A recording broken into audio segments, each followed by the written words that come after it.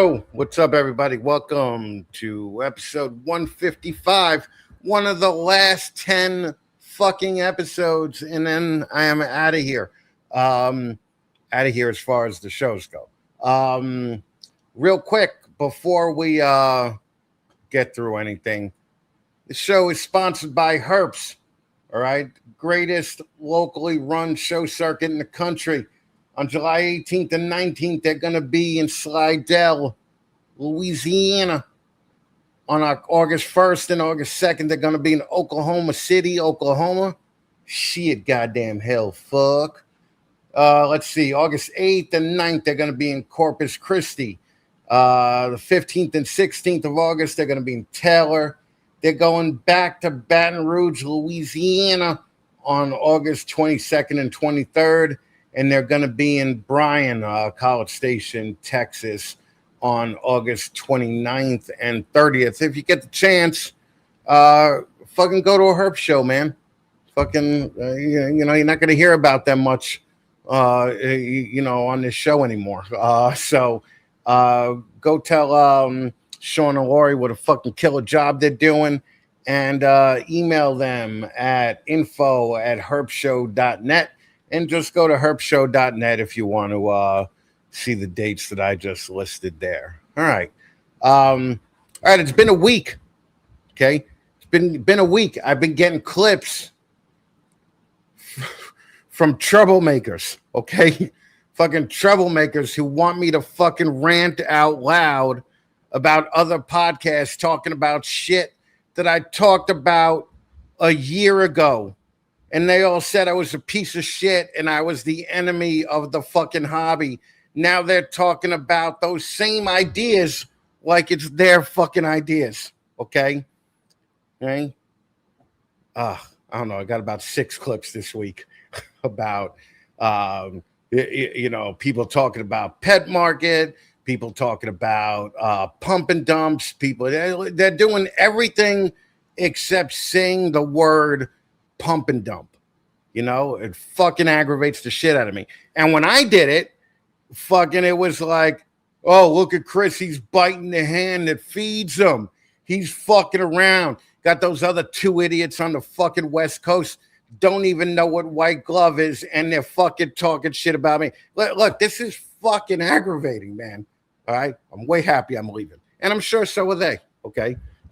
So we're all good to go. I got jackasses on the East Coast talking fucking stupid shit that I talked about fucking a year and a half ago too. And I'm just rolling with it. All right? I'm trying not to cause trouble. I'm just rolling with it. So let's see what just rolling with it gets me. You know, I already know what it's going to get me.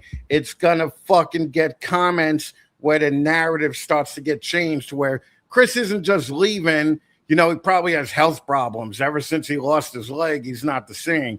Ever since, he's tired. He's old. He can't compete. Fuck you, okay? I just don't like doing this anymore, okay? That's all I'm saying, okay? I'm going to like doing the next 10 shows because we're doing them with my fucking friends. So, of course, I'm going to enjoy those. But, look, whatever, all right? Fuck the haters. We're still doing 15 minutes of lame. I know how that pisses off certain people because their feed is dominated by 15 minutes of lame post all of November. And this year it's probably going to be in October, too, with the amount of people that we have doing it this year. So I'm looking forward to that. And let's just see. Let's just play a fucking commercial here.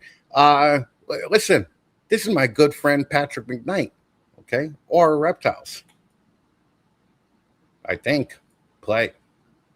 No? Play. Okay.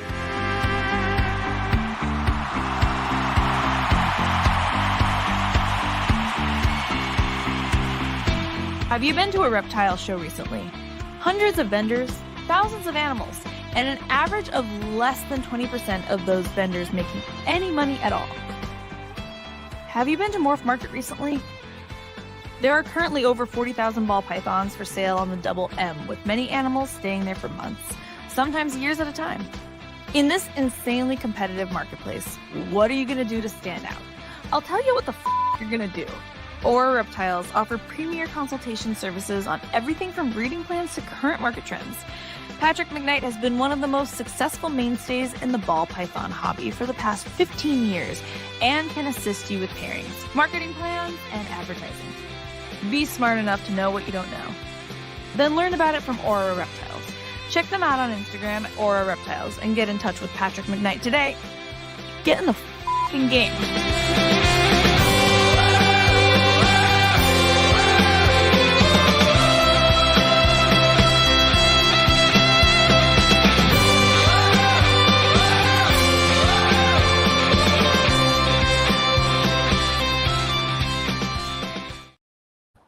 Patrick McKnight, the homeless genius. Okay.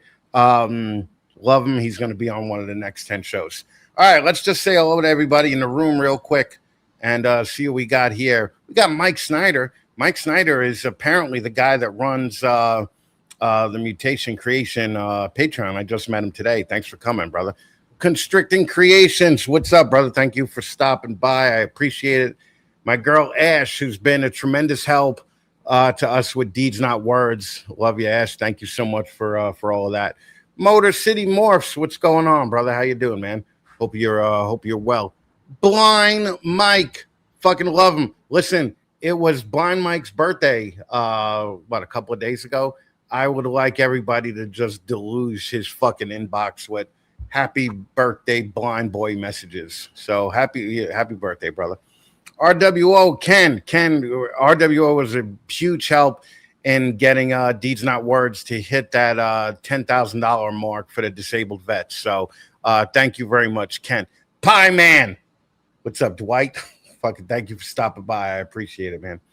Brave Adventures, what's up, man? Thank you for coming by. I appreciate it. Who else we got? We got Jay in the back, just so everybody knows. HJS. There are ride or dies with the Deeds Not Words thing. Actually, Rich even made me this cool ass little fucking let's see if this will focus. Yeah, Bigfoot rocking out, man. Fucking so thank you, Rich. I appreciate you and Sarah. Jen, thank you for coming by, Jen. Erie. Lace Balls. Lace, I DM'd you back. I believe that your idea holds water. Okay, so I think we're going to be doing that. So thank you. Rich's Recessors, haven't seen him in forever. You know, he'll fucking probably start some shit. Josh Bradshaw, fucking thank you for coming by. I appreciate you guys. Hidden Hogs, Canada, what's up? Hopefully I will meet you guys at the CRBE this year because we'll be back up for that. Black Rock Balls, what's up, brother? Please remember... runner in the 15 minutes of lane contest. Graceful, Jamie, I got all the prints, and you should be getting a box from me either tomorrow or Thursday, or tomorrow is Thursday or Friday. Sammy's another guy who was this giant, massive push behind Deeds Not Words. So can't thank Sammy enough, man. We're gonna, I'm gonna love the guy. Python Portal Will, another 15 minutes of lame runner for 2026, man. So happy to see you guys here. DNA Reptilia, he hasn't done his episode yet, but he's going to be a 15 minutes of lame runner on for the 2026 season. So thank you, brother, for doing this. No way do we have the legend Tom Barnhart in the fucking room. Thank you, brother, for coming by, man. I appreciate you taking the time. Fucking Los Exotics. Thank you, man. I appreciate you coming. Who else do we got here? Travis, TNS Reptiles. Transsexual Reptiles. Thank you for popping by. Blackheart. My boy Michael Graham. Fucking love you. And we'll be seeing you in Canada, man. So, all right. That's all we got. All right. What we're going to do is we're going to end it there. Look, we can't end it there. We got to make a big deal out of my boy Chris from 319 Reptiles fucking stopping by. I appreciate you, Chris.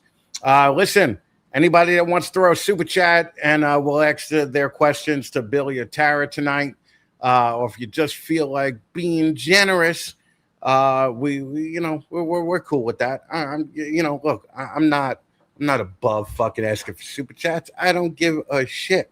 Okay, so All right, what we're gonna do here is we're gonna get started. We're gonna bring Tara on because Tara's a fucking little rock star, and I know Tara from Gettysburg. And listen, love her to death. So hold on one second, guys. Oh no, wait, Jesus Christ.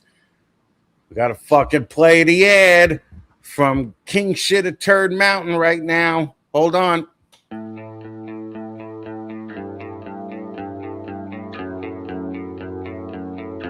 The ball python industry has never been more complex, but managing your collection, it's about to get a whole lot easier with Clutch.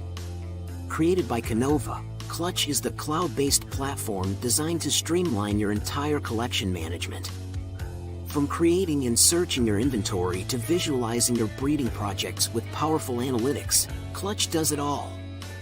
Track your clutches with a virtual incubator, connect customers with the perfect animal using an amazing waitlist system, and easily print labels for your shows and facility. It's that simple. You already know Canova for exceptional ball pythons. Now they're making ball python management just as exceptional. Visit cltch.io today and make your ball python road easier to navigate.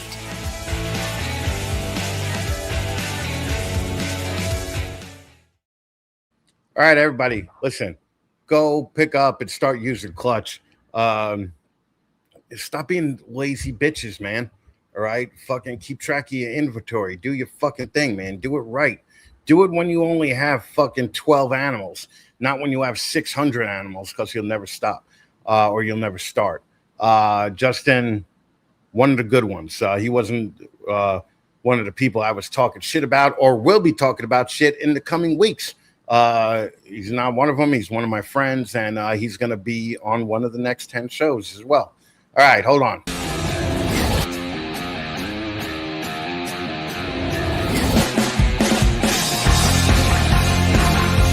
Ladies and gentlemen, boys and girls, children of all ages, Snakes in the Fatman proudly brings to you its new breeder segment, 15 Minutes of Lame! What's up, guys? It's Justin at Canova. For the past 5 years, 15 Minutes of Lame has become a launch pad for so many new successful breeders and a badge of honor in this industry. It's been so amazing to watch the passion and dedication you guys have and to watch your businesses grow. Just remember, the next me might be you. 15 Minutes of Lame!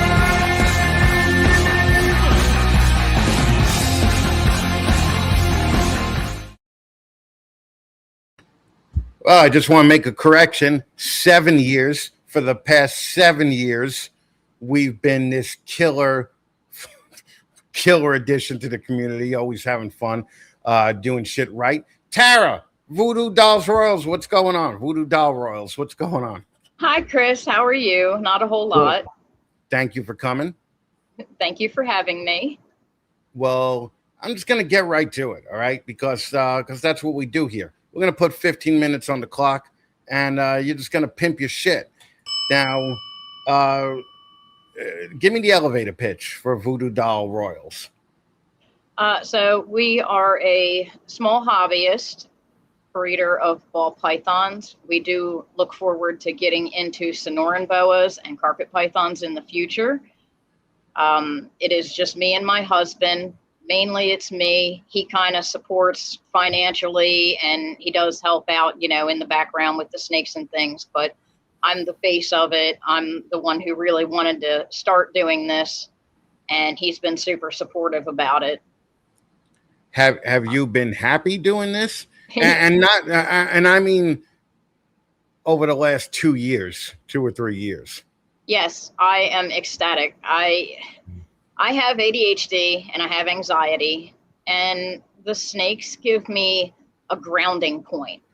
They give me a calm. When I come home after work and I'm stressed out or I'm super anxious, I go into my snake room and I start pulling tubs open and talking to them like they're my kids almost, hi, how are you today? Checking on them, changing waters, cleaning out messes if I need to. And I find that it centers me. It gives me a sense of peace that I didn't happen to have all day with the hecticness of work and, you know, all the other things that go on in life. So I really do enjoy it. I look forward to being in the hobby for years to come. There's always something new that you can bring to this hobby, and I look forward to doing that. Oh, that's pretty gay. What we've done here, you realize that we replaced the crazy cat lady with the crazy ball python lady, you know, and it's not just you. I hear this from women all the time, you know. I don't really hear it from the guys, okay, because the guys are more like, yo, they sold me on a $20,000 snake that I sold for $300 this year, you know. So it doesn't really center a lot of the guys. But I have noticed that the happiest people that I've seen at shows lately are the people like you, are the people who, you know, like the mother-daughter team or the father-son team, who is ecstatic if they make $600 at the show for doing something that they love, you know, and doing a hobby that they actually love and enjoy doing. And they're getting to hang out with people that, you know, that basically have the same interests. Like I know some guys now who are on the lower end, mid-range end of things. You know, could talk all day about snakes at a snake show. You know, you could tell that that's like their joy point for the week, you know. But, you know, you talk to somebody like Patrick McKnight and ask him what he would do if he made $600 at a show, and he'd literally tell you that he'll go slit his wrist and fucking go kill himself. So I guess it's all a matter of perspective. So, you know, I'm going to ask, how much have you put into this, and how much do you think you've gotten out? So do you want just an overall or a breakdown?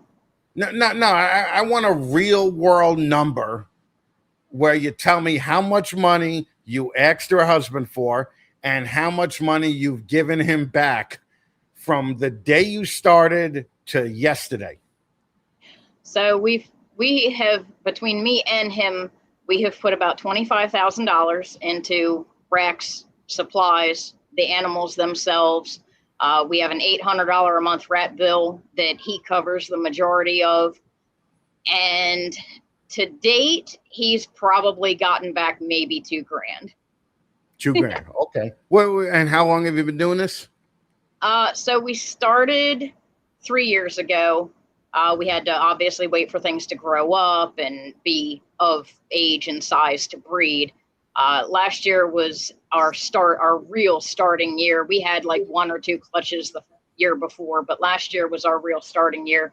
And this year we actually have over 50 eggs currently in the incubator or have hatched out and are in the rack. Oh, okay. And, you know, I'm going to say this, $2,000 back you've been basically treating it as a business for a year. $2,000 back is not all that bad. So you're not really doing that much. But, you know, look, it'll only take you another 10 years to fucking whatever. You know, hey, you know, you say tomato, you know. So what projects are you working with? Are you working more pet level or are you working more high end? So I actually work a mix. My recessives are cryptic, puzzle. I also do orange ghost. We have some paint. We have pied. So a bit of a mix of recessives. My favorite co-doms to work are Barnhart Black Pastel, Acid, Arcane, Voodoo, Trick, and Sugar. We're also are you just saying that because Tom Barnhart's in the room? No, I actually, okay. Tom is my idol. He's who I want to be like. Isn't he fucking awesome? Yes, he is amazing, and he has been a really big help when I have questions or I get kind of lost about things. All of the Barnhart Black Pastel that we have and some other snakes came from Tom. Yeah, Tom is great. I fucking love Tom. He's the reason I got into snakes. I saw one of his bananas on one of his tables probably 15 years ago, and I was like, that is amazing. One day I'm going to have one of those. You hear that, Tom? You got two people on the old interweb just going at you, man. Fucking, that's what we do here. Chris from Balls Deep, thank you for coming by, man. You know what? When I first started this hobby, and I saw Chris from Balls Deep logo, Chris from Balls Deep's logo, I just hated his fucking name. I was just like, how are you ever going to sell to a fucking family, all right, with that fucking name? And now I fucking love it, all right? Fucking Balls Deep all the way. Fucking Chris, hope you're doing well in the new place. Love you, Chris. Fucking Chris, a rock star. And he's funny as fuck, too. And his kid is mean. Like mean as fuck. Like I never met a meaner child in my life. All right. So now goal for Voodoo Dolls in the next 5 years. So our goal is mainly to get me out of warehouse work. I have been in warehouse work for 23 years. My body's starting to fall apart and getting older. It's not getting any easier. My husband has a really good job. He makes really good money. He's a trainer where he's at. So we want to be able to use what we are doing and still maintain a small scale, not go, ridiculously burn out crazy, and get me eventually out of warehouse work so that the snakes would basically be my income. And then he would still continue to do his job since he gets paid really well. I don't get paid that well, and I'm killing myself for it. Wow. So you really cracked the code, because now you have your husband footing the majority of this bill for the end goal to be for you to quit your job.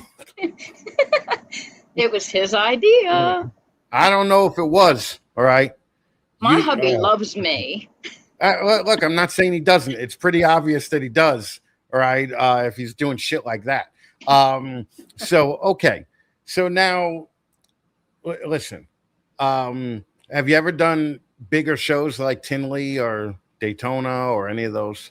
No, I really hope to do one day. At the moment, we live paycheck to paycheck. We're actually still driving around in a 1998 Ford Escort.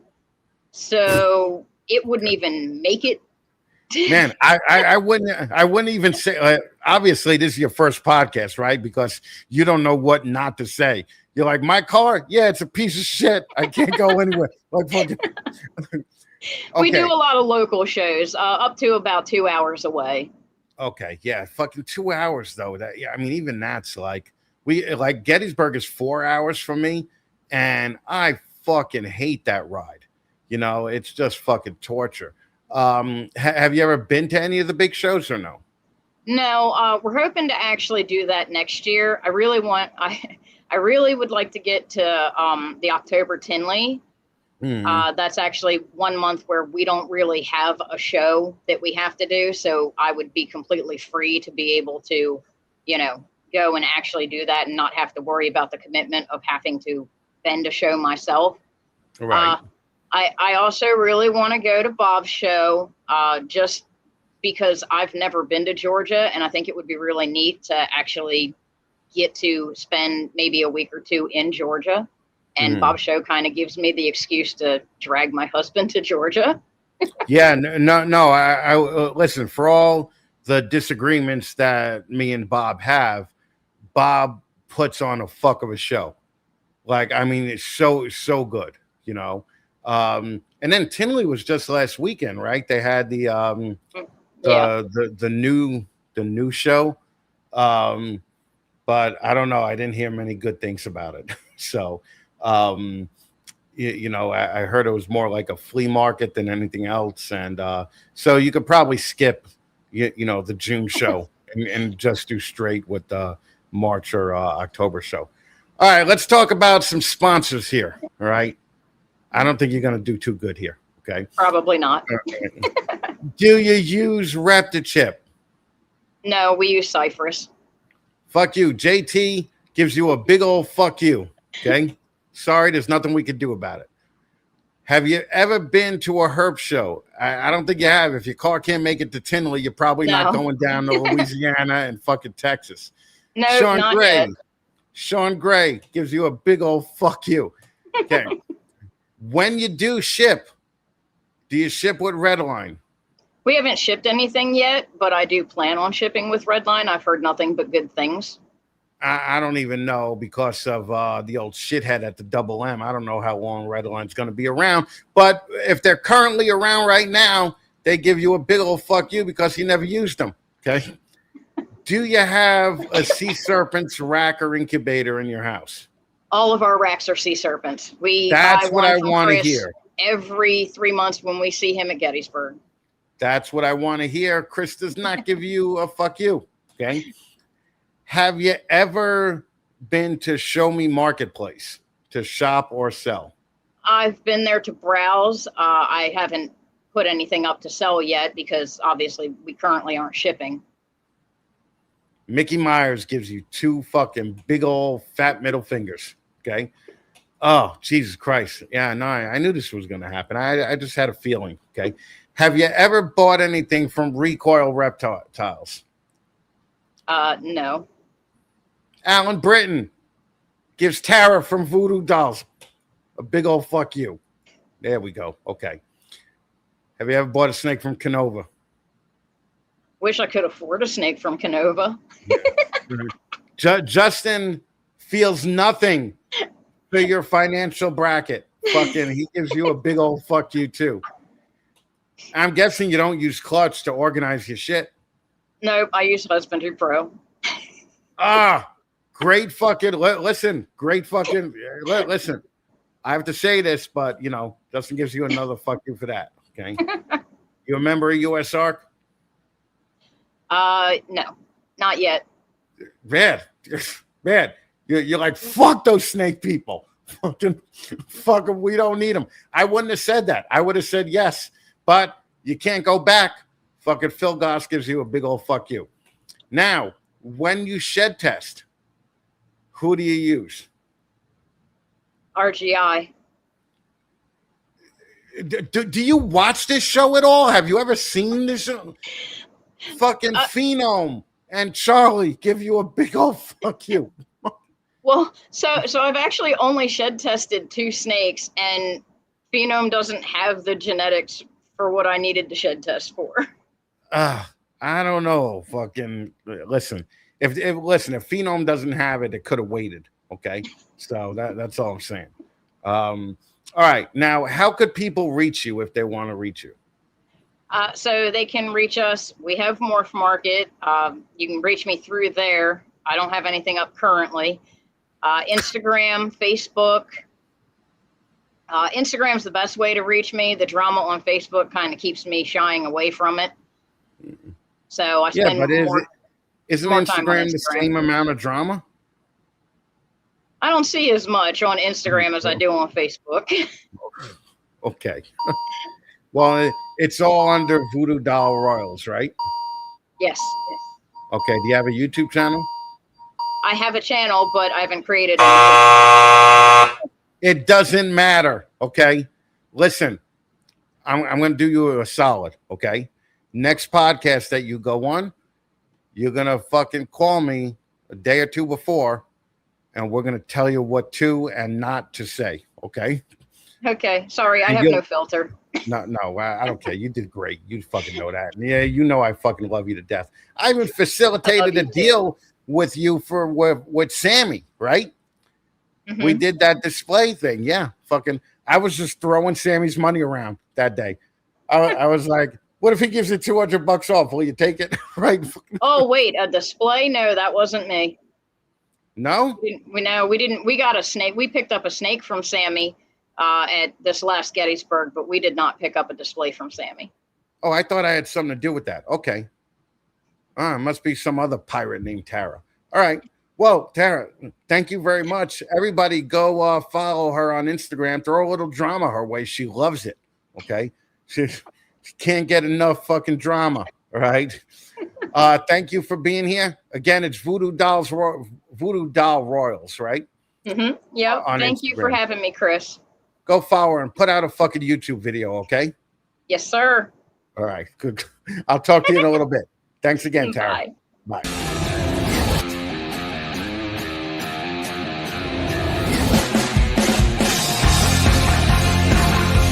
Ladies and gentlemen, boys and girls, children of all ages, making the Batman proudly brings to you its new breeder segment, 15 Minutes of Lame!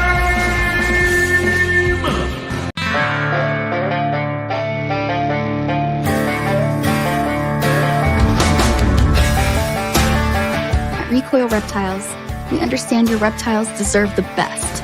That's why we create custom CNC reptile enclosures with precision cuts, built to last and designed to showcase your scaly friends in style.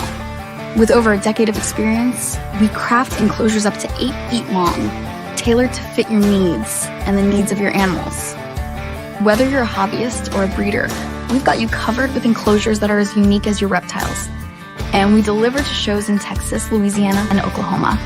Recoil Reptiles, custom precision, built for your reptiles, built to last. Visit recoilreptiles.com today to design your perfect enclosure or call 405-999-7175.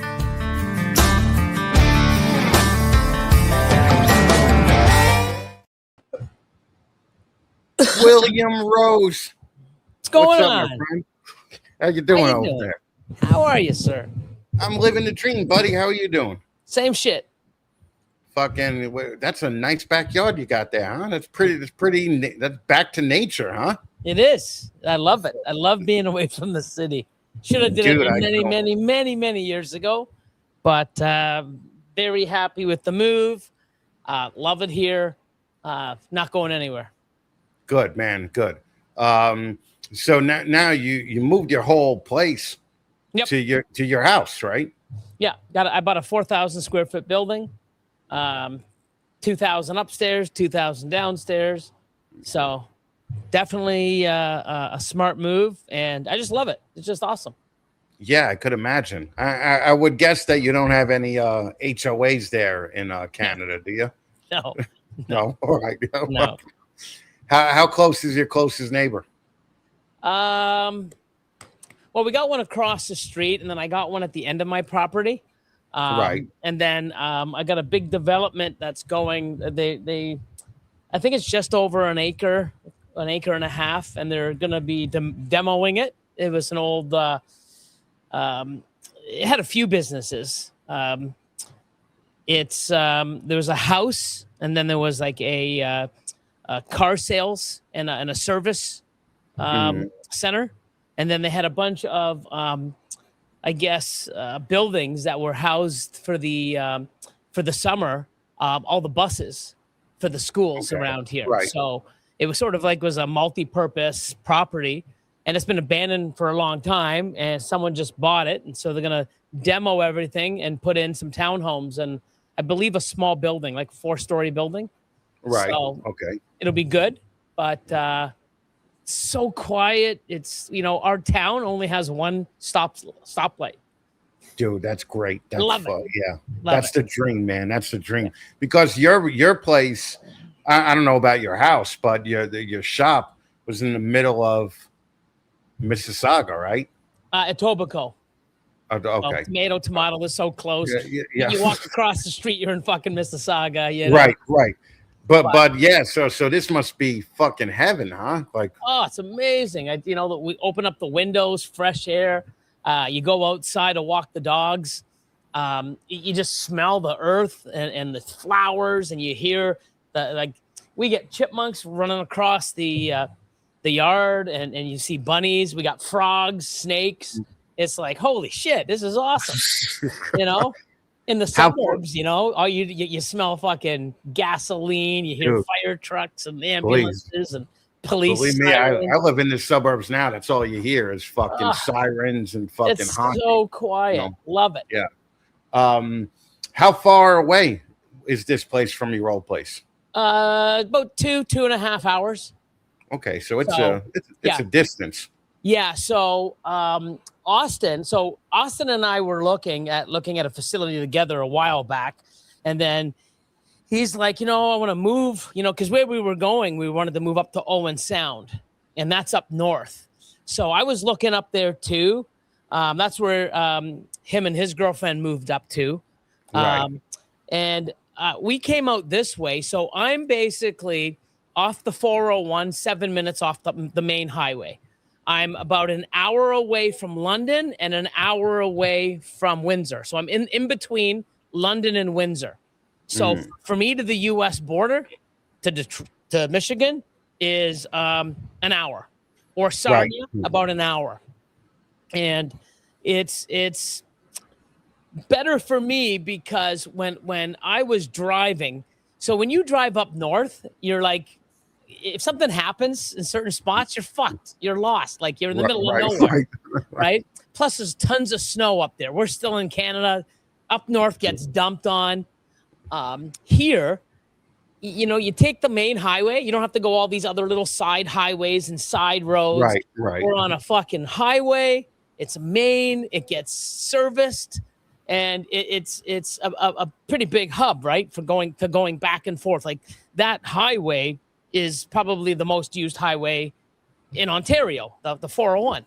And so if I ever had to go in the city, it's not like I'm going to be, it's just very easy. And no, I don't really have to go in the city for anything because I can get everything shipped here. Right. So I have to go, like, I go into London, which is about 50 minutes to the Costco. So, but what's good about that is there's smaller towns around here, like 15 minutes and 25 minutes away. And when I drive 25 minutes, it's actually like you get fresh air, you see all these beautiful homes, and you see farms, and it's just really awesome. When I drive 2 blocks in the city, it's 25 minutes, and I'm giving everybody a finger, honking the horn. Fuck, you know how to drive, motherfucker. Like it's common. Believe me, I fucking get it, man. My office that my day job's in is 12 miles from me, right? Manhattan is 12 miles from me. It could take me 30 minutes to get there, or it could take me 3.5 hours. You never know what it's going to be, But it's funny that you mentioned London, because I was in London with the band way back when. They had a strip club in London called Beef. And Beef was a strip club with only fat women in it. And it was the first first strip club that I ever saw that was specialized, right? To where it was just fat girls. And and we went, we had a good time. And, but the level of confidence that those girls displayed, being fat strippers, listen, all right, I may be old now, but fucking, at 25, the fatties hold a lot of appeal. All right. Okay. Now, how's business? Because I mean, it's no secret. It's rough for everybody right now. Or as far as at your level, one thing that I'm feeling a little bit of a crunch is I stopped pairing back in May. So I only did 87 clutches last year. And I stopped. As soon as May hit, I stopped ultrasounding. I stopped pairing. Even if I paired a female once or twice, I stopped pairing. It's like if she goes, she goes. If she reabsorbs, whatever, that's what I'm doing. And I didn't start pairing again until November. So I gave them like 6 months off to get settled in, let them unwind, get used to the new place. And plus I moved the stuff around just to try to get the proper airflow and the proper layout, which I just moved again. So now I've got the final, and I'm going to start building walls and sort of solidify my space. And that's all I'm going to have. And I'm going to go down to 17 racks, but those 17 are actually 19 that are sort of couple levels higher. Yeah, I was going to say, do you still have the high? Michael Graham. Mr. Mike. Yep. Yeah. Fucking A. So, do you, so you still have the fucking racks that you got to use ladders to get to? Yeah, but now I can just, I don't even have to tippy toe. So what I did is I took all those and I got wheels and the base level. And then I broke them down to, 11 high. And then now I went to 12 high. And then my hatchlings. And so in my mini my mini series for ARS and the ARS 10 series for the hatchlings and grow ups. I've got 16 levels. Okay. So everything I can go and I can just, reach. That's it. I'm not going any higher. As far as sales go, I have had quite a few sales. Some of the stuff I've already posted, some of my lightning pied stuff, and I've had inquiries. People have deposits on. The thing I'm just dealing with now, and a lot of people are here in Canada, is the CITES. So I'm working on that. I actually have a phone call tomorrow. They're calling me, and I'm going to chat with them and give them what they need. So hopefully I can get animals out in the next month. And from moving forward, I'm going to look at just doing, CITES myself, without using a broker. Okay. Yeah. So, that's in the works. And plus being like an hour from the border, it's much easier than being like 4 hours or 2.5. And my days now are a lot easier, where before, even with all the help, I was always busy. Now I'm busy, but I'm sort of making a schedule now, and doing things a little easier and more, on a schedule. So I know what's what and what needs to be done. Right. But downsizing, I've sold like 6-7 racks. I've got 4 racks to go out, but I got to get the animals that are in the racks out. Sold. Yeah. So I'm going to have a big sale. Plus I'm going to have a lot of stuff for CRBE. I just want to offload a lot of animals, just because of the fact that I don't want to have a huge collection. I don't want to have a staff of 5. I just, just nice, simple, easy, and not like I'm retiring, because I'm still going to deal with a couple, maybe 1,200 plus animals. It's still not like, it's still not like, oh, you're getting out. I'm like, with 1,200 animals, I wouldn't say I'm getting out. I just went down from 3,000 to 25 to 2. Now I want to get down to around the 1,200 range, and we'll see how that goes. Right. But do you have any help there or no? So Jeff from Morpheus Morphs, he still comes in. He'll come in like every 2 weeks or so. He'll come and stay for 3-4 days, give me a hand, and go back. And then I also have Alex. So from Chrome. Oh, no shit. Okay. Yeah. All right, cool. All right. Alex has been with you for a while. Yes. Okay. So now, are you finding, like, what is your average sale price point gone from with all this shit that's going on? See, it's tough because, like even last year, and even the year before. So last year, I didn't even care about sales. All I cared about was finding the place, found the place, started getting prepped to move, getting the epoxy flooring done, moving the animals. It took us like a month to move all the animals. We had like 28 racks. And, the way we had to do it is, we filled like 6 on a truck, and then we'd close it, drive 2.5 hours, unload them. It was a long process when you're spending 5 hours, 6 hours a day just driving. Right. And then, 6-7 hours. I mean, there were some days that, we finally got back to the old facility at 3 a.m. Right. You know? And I'm like, guys, we're going to take tomorrow off. And then this fucking jackass goes and rents a smaller truck by himself. And then Austin was there and helped me load it. And then I drove here, and I had a friend, shout out to Mike Bax, and he came and helped me offload it. And then another time I figured I'd do it the same. Oh, I'll find someone here to give me a hand. And I had my man Hugh, all the way from Owen Sound. He drove like 4.5 hours to come give me a hand to unload. No shit. It was awesome. Yeah, I mean, that's one thing about the community. There's so much garbage, but there's so much amazing shit. Like, and it's like you sort of know who the shit people are. Yeah, no. I mean, Well, it's like what I say is like, listen, the clear majority is shit garbage, right?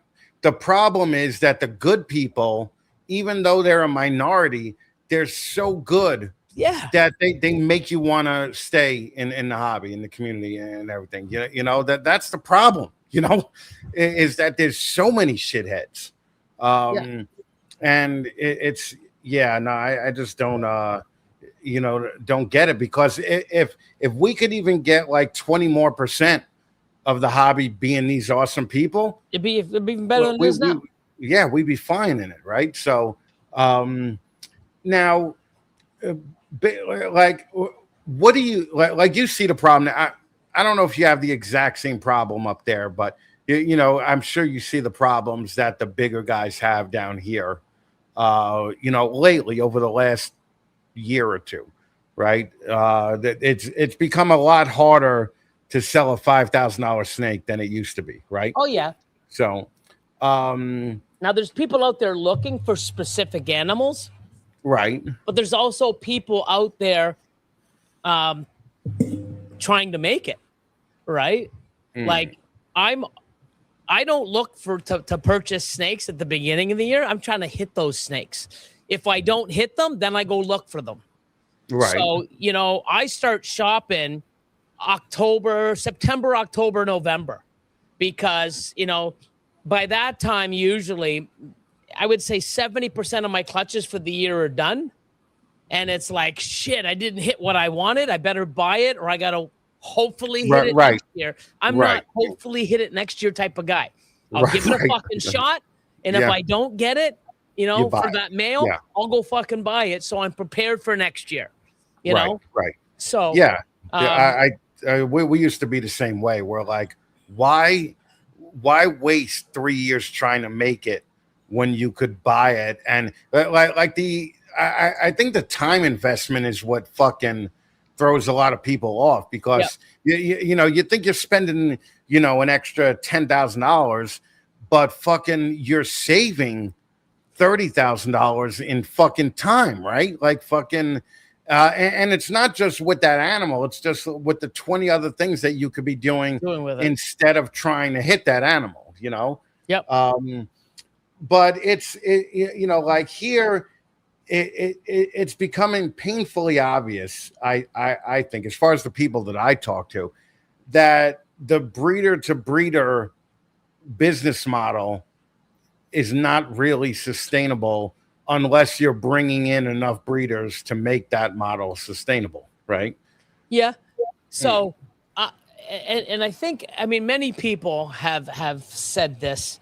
I've been watching a lot of podcasts, tuning in, and when I can, speaking with people, and even myself now, I have a lot of like triples and I've hit 3 triple recessives this year already, and I'm just starting to hatch stuff out. I do have a couple shots at quads, but my main focus isn't going for quads. Like now, I hate going to reptile expos and having all this breeder stuff that, 80% of the people walking by are there for pets, and they're like, oh, pastel and yellow bill, but it's a triple recessive. It's triple het. It's like, what does that mean? It's like, wow, a lot of the stuff that I make and I've been bringing to these tables, nobody gives a shit about what's het mean. What's MJ mean? Like, they don't even know a lot of the recessive, like, is this clown? And it's like, no, that's het clown. It's like, well, what's clown? And then you got to explain to them. And it's great because those people are people like myself when I used to ask questions because I had no idea. And people that are getting into the hobby now are still asking those questions. Like, what do you do when you do this? What does this mean? What does that mean? Like, and it's a lot of learning on their end. I want to have people come to my table and have a hard time picking which one they fucking want to buy. Right. That's affordable.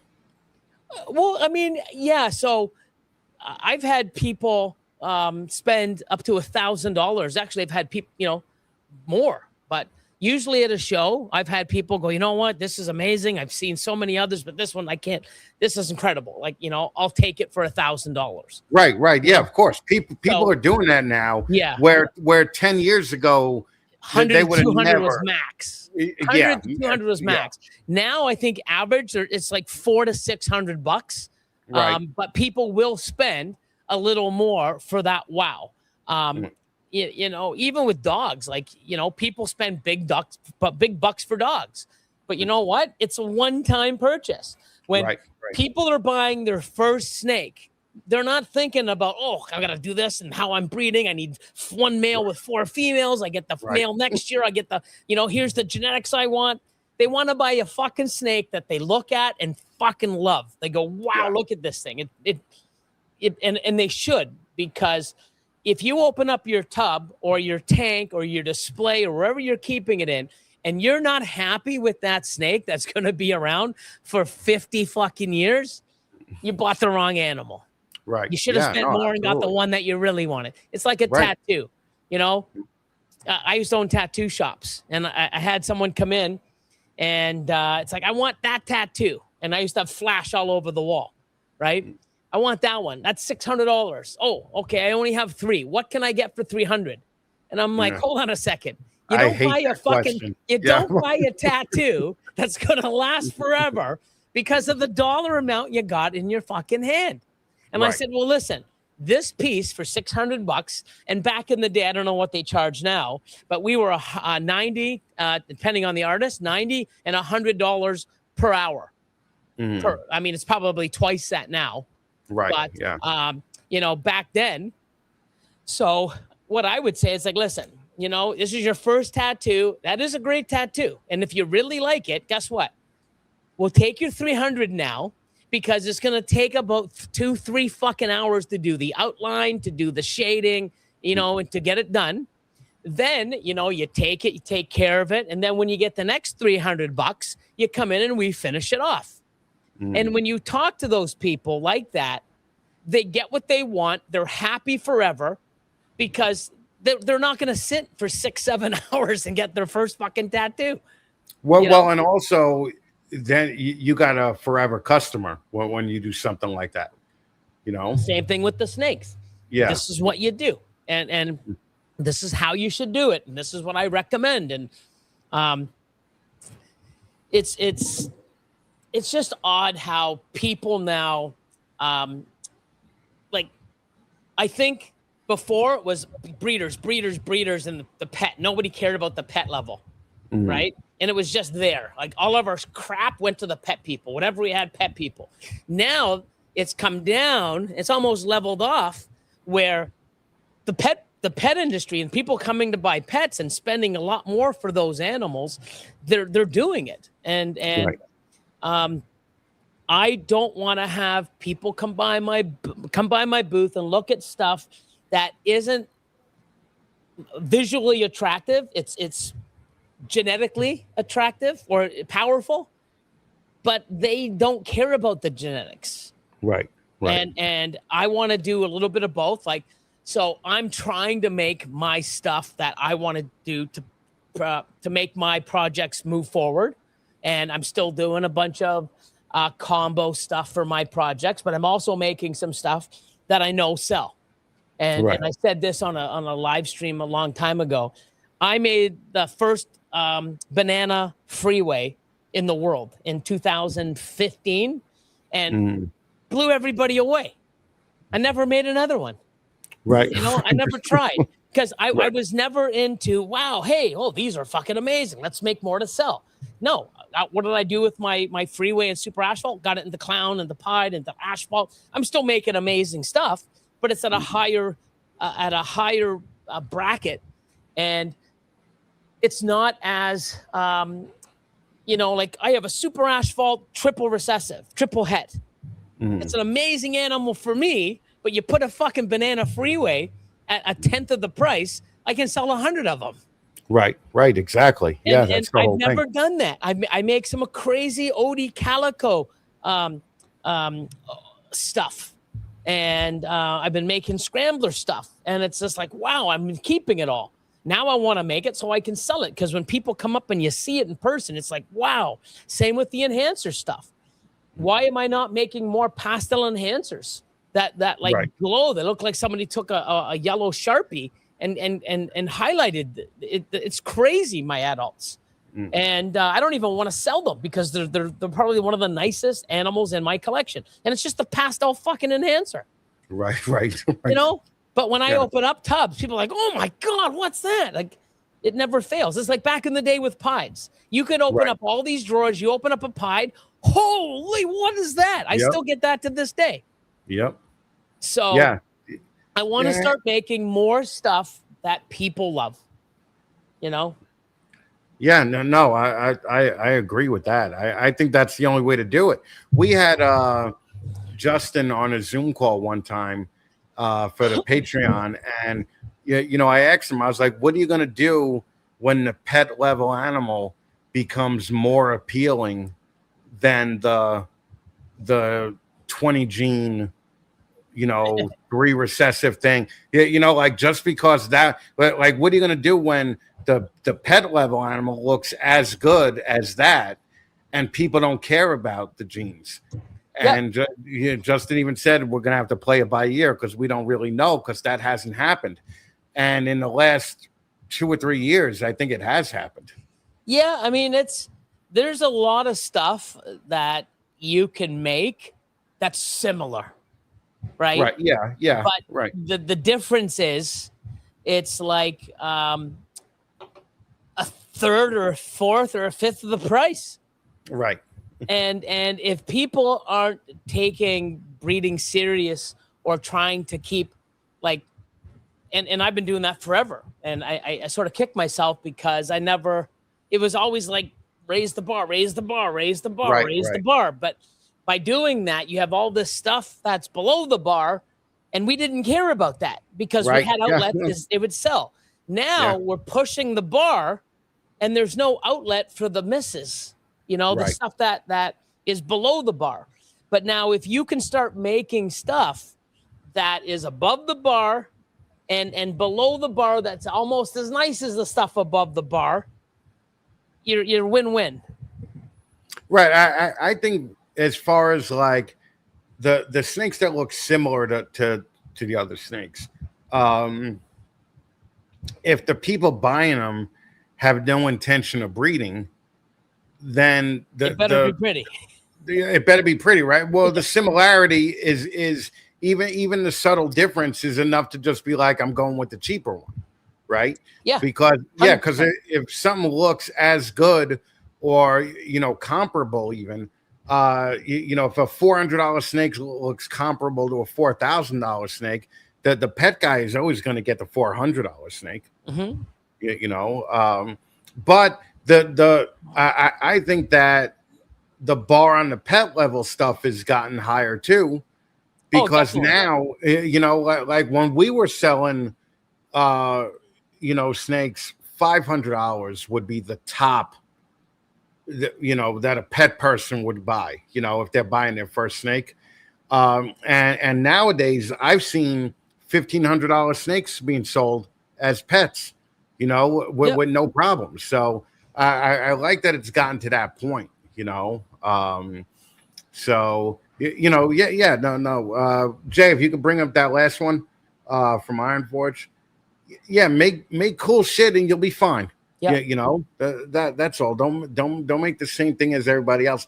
The problem is that so many people are doing it right now that there's a lot of not cool shit being made. Yeah, but you also got to, there's some stuff that you got to make crap in order to go and try to hit the good stuff, because the good stuff that you're trying to hit in some projects isn't out there for sale or it hasn't been made. So you've got to go down that path. But when you're taking everything down that path, it's like, holy shit. But I was going to say, that's the breeder market. That's definitely not the pet market, you know.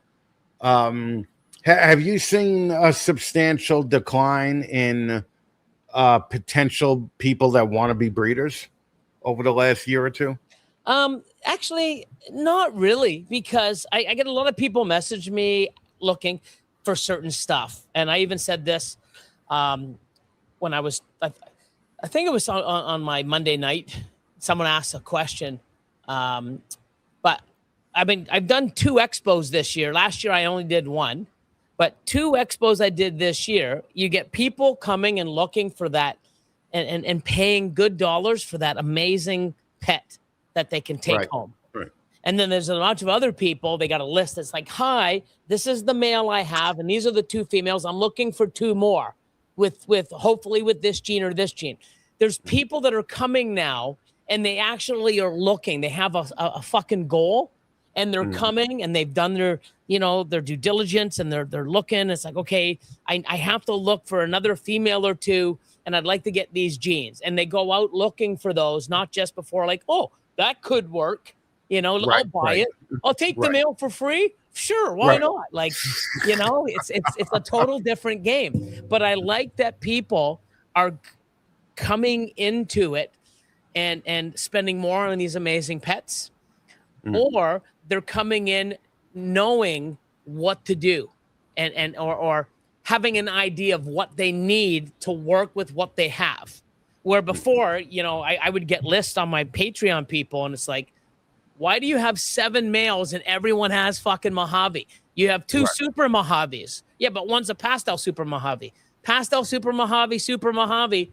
Why do you have the other 5? They're like, you could get rid of 5 of those animals and keep 2, and you'd still be good. You know? Why do you have, because I got and it's always the same. I got that one thrown in for free. It would only come with the female that I bought, and I wanted the female, so the male had to come with it. Okay, so when you get it, why is it still in your collection? You can fucking sell it. Right. You know? So people are learning what to do and what not to do, and especially now. But I think now the way the market is, I do get a lot of people inquiring. I have sold some snakes, $3,000, $2,500. I just sold a bunch that are $1,200 with payments because they just hatched. So, I'm like, yeah, you want to put a $300 deposit down and, $900 balance, and I'll get them fed. And when I know that they're good and we can work on the balance and when I can ship them. So people are spending money. It's just not like it used to be. And there's a lot of stuff that I haven't even posted that I want to start. I'm probably saving most of it for the CRBE. I just want to have a beautiful display with these beautiful animals. What's that? Like, oh my God, look at that. Like, I want to have animals that people have to come back by my booth again and again and again to look at them again. Right. Are the majority of your customers still in America? Yes. Okay. So going back to, you said what's my average cost per animal? I would say for the last year and a half, 2 years, I sold pretty much all my animals, I would say 90% through my Patreon. Right? Okay. So I would do groups, this male with 3 females. I would actually, put groups together, or here's a random 5 females, take the group for $1,000 and, stuff like that. So can someone drive to Canada and purchase and drive back to the U.S.? Horizon paperwork involved while driving? No. So what happens is, first of all, I would need CITES. Okay. So once I have that paperwork, you would have to set up a fish and wildlife inspection. Right. So when you do cross, you've got to go and clear Fish and Wildlife and Customs. Now, in the United States, in order for you to import a ball python, you need an import permit. So you have to have an import permit in order to import animals. So right, or you could pay somebody to do it, right? Like correct. That's Michael why we Cole use brokers. That's why we use brokers. But I can't, even if I had CITES paperwork and it's in your name and I ship it to you, you still have to, clear it and have an import permit and all this other good stuff and know what to do. And that's why we use brokers. So. Right. And what do you ship, like 4 or 5 times a year to America? Well, this year it looks like I'm only going to be able to do 2 or 3. I'm still waiting. I haven't had any animals shipped this year. It's supposed to be in April, May, and now we're in beginning of July. And like I said, I've been dealing with the broker, and now I have a call with CITES. I've been back and forth with emails.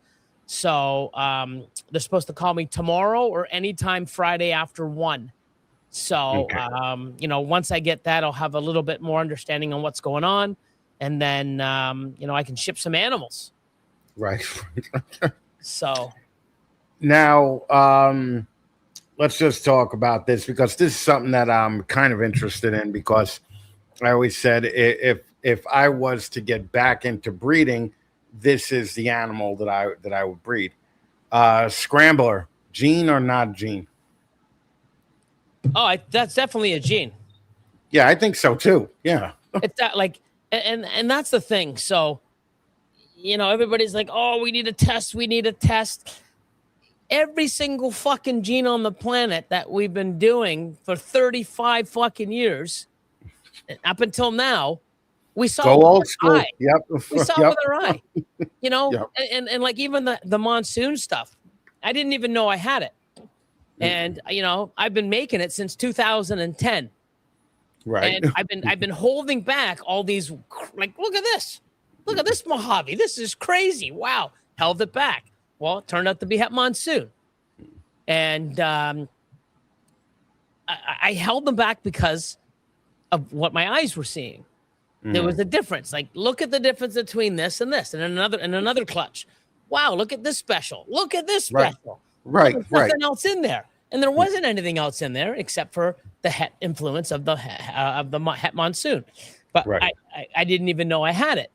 But just because I didn't have it, I still saw. I saw what I was looking at, and it turned out I have it. Right. So with the Scrambler, I bought a collection in 2017, and it had this stuff that was labeled like OD Calico. And it didn't really look calico, but it sort of did. Right. And it had that stretching. It almost looked like sugar. If you ever look at some low, like calico had a bunch of like the high white. Everybody liked the high white of the calico. Sugar was more of like that crazy wave. sort of. Yeah. It's sort of like that. The alien heads sort of like blended together, and it was very subtle. And when I saw like OD Calico and all this other stuff, I'm like, yeah, it's not that great of a calico, but yeah, I can see the resemblance. And I kept breeding them and making stuff, and like, wow, look at this shit. Is there OD in this? Because we were making stuff. It's like, look how bright this is, and it's like, there's no OD in the pairing. Like, look at this thing. Are you sure? Right. And I said I have this new gene. And I was making all this stuff that was either bright and lavender and pied. And I made some dreamsicles back in the day that were like fucking the orangest and craziest, and low white pieds. And I started making low white pieds, a lot of them banana low white pieds, which were Scrambler. Like, and I just held most of it all back. And now that I see when guys are now like Chris Hernan, Mark Mandick, they have it with OD and almost everything. And like, holy shit, like it just intensifies it. Right. But I've got a lot of it without OD. And then I've got it with OD, and it looks like a super.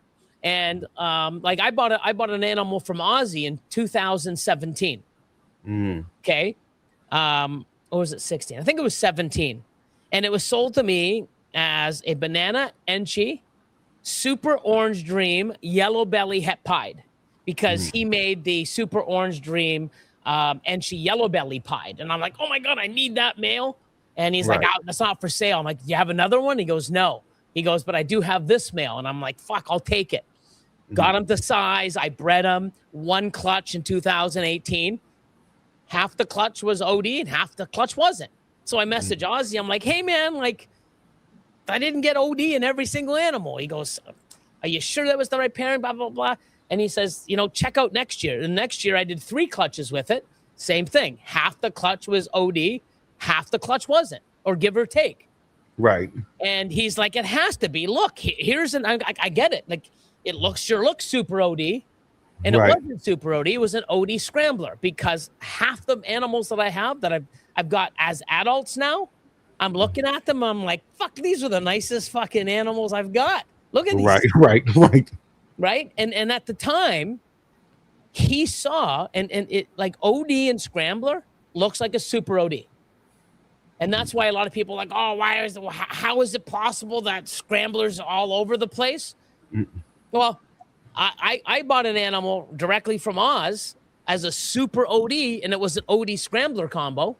But it was very, I don't fault them at all because it sure looks like a super OD. And if you just have the OD version without the super OD, it looks nothing like it. So, of course, if you don't know that there's a gene out there, that's like me. People are like, oh, Billy sold me a Mojave Het Monsoon. Ha ha. Well, I didn't know it was Het Monsoon, but it was a Mojave, right? Yeah. Right. Are you pissed? No. I can only tell you with what I can see. Something else is going on. So with Ozzy having all these things, like, listen, I've made a bunch of banana Enchi yellow belly ODs. This looks nothing like it, and it doesn't. So it has to be a super OD because it was in the pairing. Makes sense. So, and then with Mark Mandic, Mark got his from Ozzy as a super OD fighter back in 2012. Right. Do you think Ozzy just sold me and Mark only and Chris Hernan, 3 people in the world, super OD stuff? Right. Fucking 12 years plus? Right. I guarantee you he sold 40 or 50, just like I did. For 7 years, I sold Het Monsoons without knowing I even had without knowing you. Right. So, here's the thing that bothers me about the naysayers on it. Okay. They'll talk to every dickhead on the fucking planet who says that they have a new gene because it's slightly more brown. And they're like, yo, this is legit. This is the shit. But then when it comes to when guys like you and Mandic and Ozzy are telling people, they're like, I don't know about that. Like, dude, shut the fuck up and just, it's beyond irritating. Yeah, so I have a lot of it, and I've done I've got, and I'm still making it. Like, I want it in everything. Like, everybody back in the day, it's like if you had to pick one gene you could have in your entire collection and every single animal not be pissed, I'd say OD. Right. Now it's Scrambler. Right. Now, if I had OD and Scrambler in every one of my fucking animals, like Mark and fucking Chris, I'm fucking game. I love it. Now, I've got it in a bunch of other things, and I'm like, holy shit, does it look good in this? Like, I've got 2 or 3 clutches downstairs that I'm waiting for them to shed, and I don't even know if I want to post the video. I just don't want to show people how fucking sick this shit is. Right. I want people to come in person and go, what the fuck are these? Right. Yeah. Are you bringing them to CRBE? Oh, yeah. Okay, cool. But I'm going to have a lot of different variety and stuff. Some of my holdback stuff just to show people. Like, I love it. And to me, when I look at those animals with what they do, especially with OD, fire, vanilla, and here's the thing. You say fire and people are like, fuck, that gene sucks. Vanilla, that gene sucks. Even calico, it's been overdone. You can't really do much with it. Enchi, OD, everyone has it. You put all those fucking things together, like, holy shit. OD, Enchi, calico, fire, Scrambler is fucking nuts. It's nuts. And they age incredible. Like, they're nuts. And I want to just say I want to agree with this guy. But, like, if you're betting against Austin, you, Mark, Antoine, like why would you do that? Like people that clearly know more than you. Like, I'm not, like, it's just like, certain genes. Like, I don't even know where it's at because I don't follow it. Like zebra. I'm like, why are people paying $20,000 for a fucking Enchi? Like, I just don't get it. Like, you know what I mean? And it's like, you know what? It doesn't do anything for me. I've got Enchi and super Enchi, and I got Enchi blades, and I got so much stuff that, like, that's not going to help. It's going to confuse my shit. Like, is that zebra Enchi? Like, I don't know. It doesn't do anything for me. So I don't get it because I don't think it's going to do anything for me. Scrambler, I love. I'm trying to buy more. I'm making more. I want it in my collection because one thing that I've done and I've noticed and why I want to make awesome stuff is because 15, 16, 17, even 18 and 19, I'm hatching shit and I'm opening up the tubs and like, look at this leopard monsoon. Holy fuck. Look at this super orange dream, yellow belly, NG calico pied. Look at this super asphalt clown. Holy fuck. I would say 1 out of 5 tubs didn't make me excited. Right. Now, over the last 3-4 years, all my stuff is, 2 gene triple. Triple head. 4 gene, 2 gene, 3 gene, 4 gene quad heads. I'm opening up the tubs even in my whole back rack, and I've got to open 10 tubs to find one that goes, wow, this is nice. Right. I'm not even excited opening up my tubs. And now that I've been going through all my tubs myself, because I don't have the huge staff, I'm opening stuff up. I'm like, what the fuck is this thing? I got to look at the label almost every single tub to see why the fuck I have this ugly animal in my collection. Oh, it's a quad het. Oh, it's possible this. Oh, it's het monsoon, het clown. Okay, but I open up the tubs. I'm not impressed. I'm not excited. And I need that. But then when I go over to my animals, like when people come over, I'm like, hey, look at this. Look at this. Wow. I'm even excited, you know? So I want to have stuff that I open up my tubs, at least 50% or more. I want to be mind blown by the look, not what the fucking genetics are. I want to just be like, wow. Now, if I can have these animals, which is my goal, to be mind blowing, like, look at this thing. It's fucking awesome. Oh, yeah, it's quad het too. Like, what the fuck? Right. That's where the mind blown comes in, right? But you need these stepping stones because there is no 5 gene scrambler quad het out there. Right. Yeah. And if there is, the motherfucker ain't selling it. Yeah. Well, it's what really made me take notice of it is Sammy has been producing quite a bit of scramblers lately. And Sammy's shit. A lot of people fucking look past Sammy, because they think fucking, he's an idiot, right? Like fucking, he can, Sammy comes off as kind of like goofy and fun all the time, right?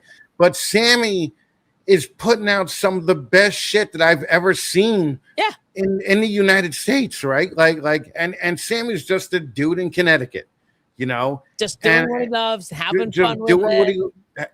Exactly. Gathering people, promoting people, just, being a part of the community and an asset. Yes, Sammy is like, man, if people ever wanted a rep for why you should breed ball pythons, like it's Sammy. Like Sammy's the guy, so he's been putting out this amazing shit, and I'm like, oh shit, I may have to buy some of that. And fucking Sammy's the first guy in 7 years that made me buy a ball python this year, I love it. I was like, fuck, man. So I think there's a lot of guys at the Sammy level that are just putting out amazing shit. I feel like the problem now almost is that everybody's putting out great shit right now. Yeah, and that's the thing. I think there's going to be a lot more of it, which I think is great. But what one thing that like I'm not going to go after certain breeders, but I'm going to, I'll tell you may as well, man. This is the last time you're ever going to be on this show. You may as well. Okay, there's some fucking breeders out there that are shitting on it hard. But if they had it in their collection, they'd be fucking jerking off all over the fucking place. Yep. Right? And it's funny because a lot of the breeders that are talking shit about it, the lame shit that they're making, no one's buying, and everyone's fucking jumping on. And the funny thing is like, Scrambler's not. I'm gonna wait for a test. Dude, I hope there is a test, and I hope fucking the demand is so huge when it is a gene, and the fucking because I'll tell you, I've been breeding and I've been making some amazing fucking animals over the 20 plus years I've been fucking doing this and hatching shit out. Okay. the shit that I make with Scrambler and how my adults, I've got adults down there that as soon as they open the tub, oh, is that fucking DG? No. Oh, enhancer. Nope. Super OD? Nope. None of it. It's like, what the fuck is it? Scrambler? Like, holy shit. That's not even hypo? No. Right. It's amazing. It's crazy. So if I'm blown away how these animals are, and everything that I make is better with the Scrambler, and I say this all the time. I work with genes, or I buy genes that work and make the projects I'm in and the genes that I like better. Okay. I don't use Monarch because I like Ultramel. I don't do Puzzle because I have a Cryptic, right? And there's a bunch of other genes out there that I don't use because I just don't think it'll add any benefit to the genes or the projects I'm working with. Scrambler takes everything I'm working with and makes it better than I ever thought I could ever do. Right. So, regardless, I'm not trying to sell Scrambler, right?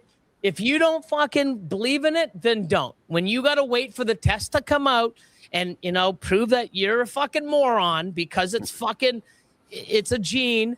It's not only because it's tested, you can visually see the fucking difference, because I can give you animals with the 4 genes that have Scrambler. You can't even get one with the 4 genes that's even remotely close. Okay. Right.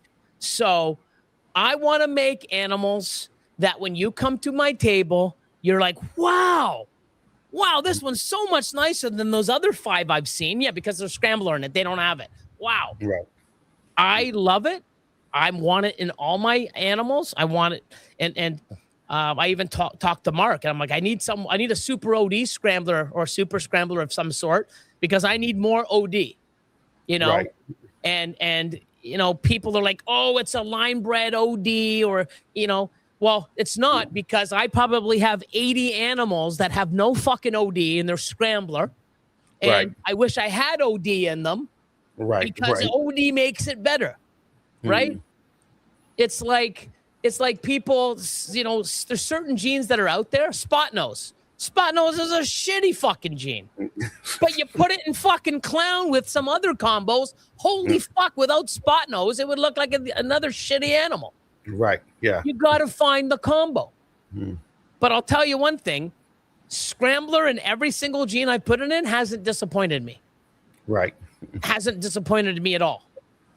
Now, if I add OD, I guarantee you it wouldn't amplify it. Like, I want I got to show when come to my booth at the CRBE. Okay. But I can see why people thought it was a line bred OD, but from a guy that had it in no OD, like, don't forget, like, I've got seven breeder combo dreamsicle Scrambler females breeding for me for the last 2 years. I've had Scrambler since 2017, and I've been making shit and holding crazy stuff back. I've even had bigger breeders come over and go, holy fuck, look at that. That's incredible. What is it? I didn't say Scrambler because I didn't know what it was. But they're like, are you sure that's just OD? It has to be. There's no super, there's no fire, there's no fucking hypo or DG. No. Wow, that's the craziest one I've ever seen. You know why? Because it's fucking Scrambler. Right. That's what it is. Oh, that's not a gene. Then how the fuck am I making these animals with no OD that look like OD? Right. Yeah, no, I get it, man. It fucking irritated the shit out of me. It still does, but you know what? I'm not here to waste my time trying to convince you on something that you could that fucking Mike can see. And he's fucking blind. Right. You know what I mean? Like, if you hate it so much, okay, because you talk about it so goddamn much, great. Cool. Because I'm gonna make it, and I'm gonna have it in all my animals. And when my animals stand out on Morph Market or at a show 10 times more than other people's, I'm gonna make the fucking sales. Right. Yeah, no, I absolutely agree. And not only that, somebody said it earlier, I make stuff that I like. And I love Scrambler. So, if you want to buy a snake from me in the next 5 years, it's going to have Scrambler in it. If you don't want Scrambler, don't buy a fucking snakes from Mutation Creation because I won't have any. Right. Like that's it. Like, I'm gonna mutation scramble because I'm gonna actually put Scrambler in my new name. I'm gonna Scrambler Creation. Fuck it. Like that's my name. You know what? I specialize in Scrambler. If you don't want Scrambler, then have your shitty snakes. That's that's the whole thing. And the naysayers are really the ones that aren't even. And listen, I know I'm not putting out shit. All right. But just because I'm not putting out shit doesn't mean I can't talk about it. That's the thing that I fucking always that pissed me off the most was I haven't bred in 5 years, but I bred for 20 years before that. Yeah, but you're irrelevant. Yes. Fucking hilarious. But like fucking when everybody sees fucking Don Mattingly fucking talking about baseball, they're not like, fuck you, Don Mattingly. You're not playing baseball anymore. You these fucking dickheads, you know? And the thing that bothers me more is that a lot of these guys claim to be something that they're not, as like they'll put themselves up there with like Justin or with, and they'll be like, they hit like a one hit that got some traction. Right. And they're like, Justin, that's what we do, right? And Justin's probably like, dude, that's not what we do. All right. That's what I do. Okay. So it's funny because 2 years ago they were on chats like this going, hi, what do I get when I do this? What are my odds? Like everyone forgets where they fucking came from. Not only that, but they're claiming to fucking do this for a living. Yet every show that you see them at, they're sharing a table with some 3D printer maker or some fucking lizard guy, So it's like how people could listen to these people is what drives me crazy. Is that like you see the proof of it, right? Well, like you go see you at CRBE, right? You probably think, oh man, that guy really looks like he knows what he's doing. Okay. Now, if you were sharing a booth with me doing a podcast, and you only had 12 snakes on the table, I could see where they'd be like, I don't know about that Billy guy. Like he's sharing it. I just don't fucking get it, man. It's fucking irritating. Yeah, I mean, there's a lot of things that I've done wrong over the years, and I wish I did more of. I did less of, and I'm changing the way I'm doing things now, and I think every year I don't know if it's something that I push myself or my ADHD. I don't know, but like this year I'm incubating everything at 87.5 instead of 89.5. 3 years ago I incubated everything on fucking water, substrateless. I remember that. Yeah. And you know what? I'm happy because I change, I do things, I see where it's at, and I get to make the choice, not someone telling me I'm doing this. I've done, back in the day, I did all my hatchlings on no heat, just ambient, right? Right. And then I had 5 racks. So for the first 3 racks, all my babies come out of the incubator on a rack with no heat. And then after they got bigger, probably 6 months, 7 months later, 8 months later, they went on to heat, how I shifted. And all the animals that had no heat ate every week, same thing as the ones with heat in the same ambient. And I just said, you know what? It worked for me, but I've already got heat. They came with the racks. I might as well just keep them on. But honestly, there's people that just do ambient, and I've done it. I've done it with, what was it? 210 animals. And 210 animals, I didn't notice a difference whether there was heat or not. So, but that's something that really comes with age, though, right? Because fucking with age, you could say, listen, I've tried pretty much every way there is to do, and here's here's what happened to me and my experience with me doing this.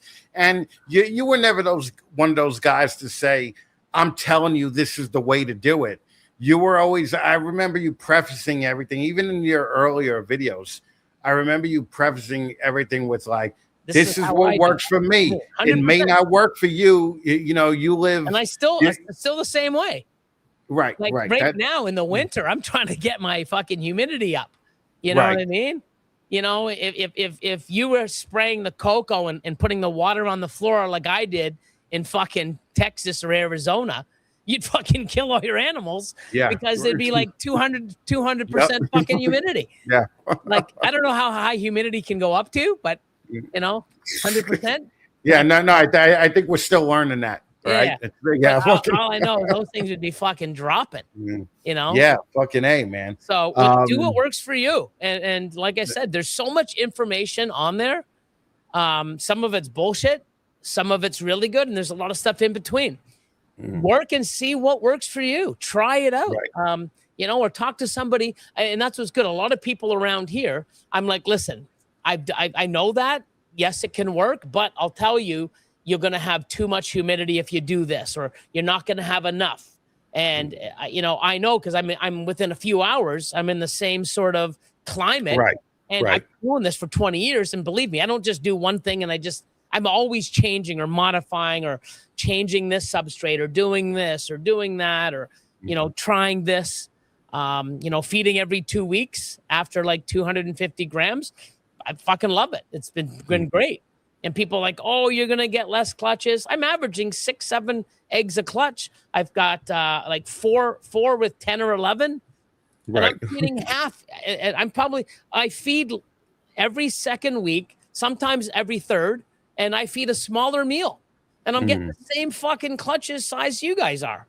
Right. You know? And in the wild, they don't eat fucking 52 fucking times a year. They don't eat every week. Well, right. But also, I think that the snakes that we're putting out now are so far gone from a wild, you know, a wild fucking snake that it almost doesn't even matter what they would do in the wild, because fucking we've trained them to not do it. Yeah, they've been you know, lights on and off, the temperature controlled, you know, a feeding. You know, where in the wild they could get something small, something too big. They could eat like 3 days in a row and not eat for months. Right. You know, right. So they're established. It's a different creature from the wild. Oh, yeah, absolutely. You know, but they're not made to eat. They're not a fucking colubrid. They're not meant to eat every week. Right. Their digestive system, this is fact, is 10 to 14 days to digest a meal. Well, also Warren Booth, 100%. That's where I get. And I were talking. From. Yeah. Like we're talking, like if you feed a snake, you know, once a week, that snake's digestive system is always moving 100%. When it's not meant to. Is double its size its entire life. Right. You know, the intestines move, the body moves, the plasma thickens to slow down the blood. Right. Like there's so many things. Like. It's not good for the animal. It's not natural for the animal. And all these people are like, oh, you know, natural this, natural that. Like, well, fuck, everything we're doing is not natural. Right. You know, it's just fuck. You can't win, right? Like, yeah. Well, that's the whole thing, is that you can't win, but fucking, and you know, I like I said before, I think the problem is that the good people in the hobby make you want to stay and keep doing it and keep doing better, right? Because if we were relying on all the shitheads, I think the hobby would be pretty small, you know, eventually. And now, a lot of people too, like even me back in the day, I'm sure it even happened to you. I used to give a shit what people thought. Oh, I can't do that. Yeah, me too. Yeah. Go fuck yourself. That's the way I am. Don't like me. Don't support me. Don't watch me. Don't speak my name. Just fuck. You know what? I'm not here for you to like me. I'm here to fucking do my thing, and I post it and I talk about it. And if I can help people, inspire people, guide them, cool. But I'm not gonna fucking sit there and tell you, oh, I like that gene. Well, how come you don't have any? Well, I'm done. Like, good fucking question. You know why? Because I don't like it. I don't have to like every gene. I don't need every single gene.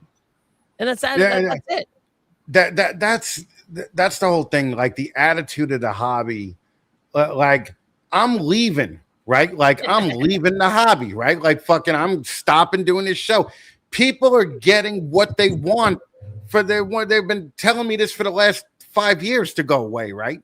They're getting what they want, and I'm going away, and they're still talking shit.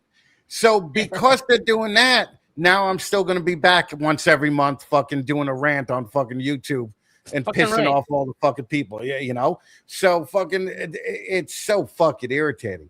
Yeah, but I mean, it is. It's if I didn't love what I did and meant, like it's always something like that. It's always a cycle. Like, 3 months. Actually, no, it was maybe a year ago. Sabri. Like, dude, wow, that was great. Yeah, that was great. Wow, okay, fuck it. Okay, go off. Okay, but I'm not gonna back down. I'm gonna say what I say.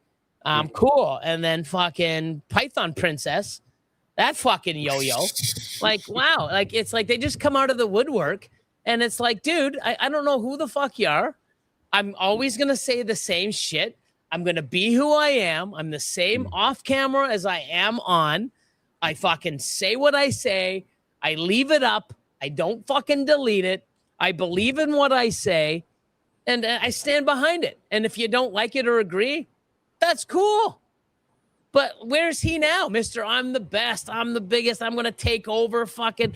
You know what? You know what? I mean, the only thing you're good at is fucking begging and crying on camera. Fucking that you're so goddamn broke. I can't even afford to go to work with gas. I can't even. My car broke down. I can't. I've moved 3 times in the last month. Like, who gives a fuck? Shut up and work harder. That's my mentality, right? Yeah. Is just shut up and work. However, we all got problems. We don't gonna fucking them and cry and beg. You know what? Get shit done. Yeah. If anything, fucking, I could post a lot more problems than your average guy. Oh, shit, okay. I'd have 2 or 3 live streams a day. Like, holy fuck. My knee hurts because of my 2 operations when I was younger. Yeah. This. Oh, that. Oh. Yeah. If you posted about that, I would call you up and be like, "Shut the fuck up." All right. I don't even have a knee that could be hurting me. But he whines about like he thinks he's the only one that's got fucking problems in the world. Shut the fuck up. Exactly. And there'll be another guy in 3 months coming at me over something else too. Like, oh yeah, you know what I mean? Like, it's what happens. Yeah, dude. If I told you how many letters I got or emails I got a week or DMs telling me to go kill myself, you'd be fucking floored. Okay. But I do want to say the Sabri nunchuck thing was my favorite reel of all time. Like of all time. Like better than any Tom Segura or Bill Burr fucking thing. Yeah, the nunchuck thing was my favorite. Like I still got it saved in my phone. As a matter of fact, when I got the new phone, I made sure that it transferred over. Because I was like, I got to keep this. I mean, such great shit, man. But that's the fun thing, right? Is like fucking doing stuff like that makes people laugh, right? Like that makes people that, and you're like, hey, I try to make it a joke, right? Like, right. I mean, like to me, it's like I don't give a shit. You know what I mean? Like I really don't. You support me, great. You don't, I ain't gonna cry. Right. I'm gonna be me. I'm gonna be myself. Do what I do. I think I'm funny. I'm just gonna be myself. And people are like, oh, you shouldn't do that. Like, you know what? I'm gonna do it because that's what I want to do. Yeah. And whatever happens, happens. I'm a big boy. If I piss someone off and it could hurt my business. Not very professional. Oh, okay. Sorry. Yeah, we're in the reptile fucking industry. Come on, guys. Yeah. Seriously. You know what I mean? Like I had last year. My big thing was with Sean Bradley. Right? I remember. Where I just put out a video telling handicapped people to shut the fuck up. Don't be mad when other people take your spots. Like, did it take you being handicapped to learn that there are assholes in the world, right? And little did I know how much that would piss off the handicapped people, like the paraplegics. I thought I have one leg. It's funny, right? Like it's fucking, it's funny that I'm yelling at other handicapped people. Yeah. Man, he got so mad at me. And I realized then, which I didn't know before I became handicapped, there's a ladder to being handicapped, okay? And Christopher Reeves is way at the top of that ladder, okay? Mm-hmm. Somewhere in the middle is Sean Bradley, and I'm way down at the bottom, where I shouldn't even be able to refer to myself as handicapped because I'm still funny and my dick still works, right? Like that. That's what he said. He said, he said, if you got your brain and your dick could still work, you're not handicapped as far as I'm. Yeah. And then he said, every comment that people made saying how funny that video was, he made a separate comment telling them to go fuck themselves, right? Yeah. And he did like 40 of them. And I was like, dude, don't you have other stuff to do during the day? Like fucking, like who has time to leave 40 comments telling somebody to go fuck themselves? It's nuts. And that's the thing. Like all these guys, like, and I laugh and I make a joke of it because, you know, I'm old school. Okay. If I know I pissed someone off and I don't hear nothing, those are the motherfuckers I worry about. Right. You know, I'm going to come knock you out and do training videos, which fucking looks like he hurt himself after every time he kicked the bag. I'm going to ice his hands and his foot for a while, you know, after. That's why we didn't see so many. He'd have to have a couple days between because he had to ice because he hurt himself. But, you know, I'm all over the internet. My address, even where I live now, it's fucking, my address is there. My phone number's on I don't fucking hide. You know, back in the, you know who I worry about if I piss someone off and I don't hear anything from them. Right. Yo, always looking over your shoulder, right? Because if I have an issue with you, I ain't fucking telling you. You're fucking no. You know. Yeah. And that's the thing. These other guys, fuck, I'm gonna come up. Here's my address, motherfucker. Come. You're so tough. You're the big tough guy. Come on down. Well. Also, what's funny is that you like with fucking the other dude. You're like fucking. He's putting out videos that says he can't afford gas, yet he's telling you that he's going to come up to Canada. Yeah, that's what I said. Here's the address, tough guy. Come on up and teach me a lesson. And I put if you can beg enough and borrow gas for the gas money, like it's crazy. Yeah, it's fucking crazy. But people still end up giving it to him. You know. Yeah, because they're fools, right? Like, you know. It's funny because, you know, we'll still watch and like, oh, this guy's so cheesy. Like, it's like, wow. You know, there's not too many people that I can't fucking stand. Like, can't stand. He's definitely at the top lately. Like, he's just, I just hear his voice or I look at him and it's just like, wow. It's just, like. Yeah, you know, no, I get it, man. Fucking, you know, I get it. I got for his fucking animals and everybody that, you know, unfortunately, there's been a lot of people that he's taken advantage of, and still, like, it's just pathetic. Like, this guy, you know, he hurts innocent people. He takes advantage of innocent people. He's a piece of trash, and you know, it just sort of sucks. And I hope he gets called out, and hope someone puts him in his fucking place. Yeah, you know. Yeah. So well, you know, I mean, there's hope for everybody, right? That's what I always say. I'm like, there's hope for everybody. Some people got a little less, right? But fucking, you know, I like to think there's hope. Now, Gerald's fucking funny. Gerald, we were in Canada and there was some kind of delay at the hotel, right? And fucking Gerald, I didn't know was like your version of like a representative, like a state representative or whatever. I didn't know that he was that, right? And he goes into the hotel manager, and I follow him in because I'm like, I want to see what's happening here. And Gerald's like, can I talk to the manager? The manager comes over, and Gerald's like, he's like, this is fucking unacceptable, okay? That you're making people wait, you know, who have traveled for this convention, and the hotel's making them wait for hours. You got a paraplegic out there in a fucking wheelchair that you're making wait, who needs to be in air conditioning right now. And I was looking around going, man, I don't see a paraplegic out there. And then I'm like, oh shit, that's me, right? Like I'm the paraplegic. Oh my God. So fucking every time we go up to fucking Canada, it's something new with Gerald, because fucking Gerald's like Lenny from Mice and Men, man. He's like petting a rabbit, but that motherfucker's gonna kill that rabbit. Yeah. I didn't know he was such a farm boy tough. Dude, seriously. Fucking this dude's fucking throwing bales of hay and shit. And I was like, I didn't know that you were like I just saw you as like the goofy guy with the backwards baseball hat on, right? But you're like a pro wrestler.